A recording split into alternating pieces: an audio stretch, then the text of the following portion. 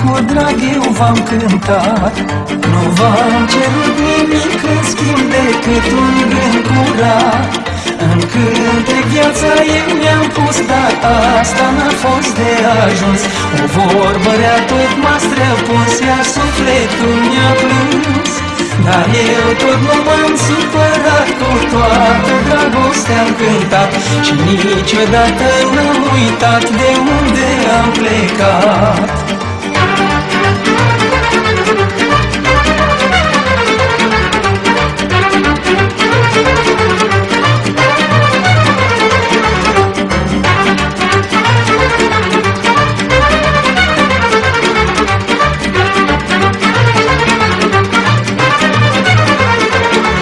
Dar cântecul condor nestins în suflet l-am purtat.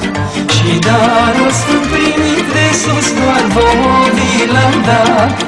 O doină să aline dor sau cântecul măicuțelor ce plângeau singure în pridvor ducând atâta dor. Copiilor înstrăinați prin lumea largă tot plecați și așteptau cu mare dor să-i vadă în pridvor.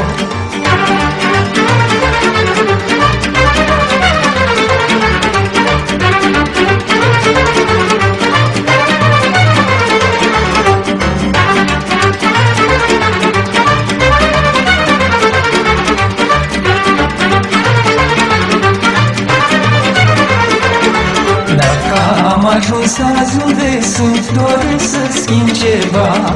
Să nu mai văd om necăjit cum stă în calea mea.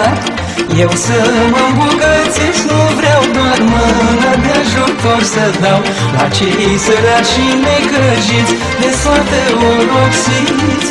Voi face tot ce-mi stă în putere să simtă o mângâiere, să le șterg eu lacrima și să-i pot ajuta.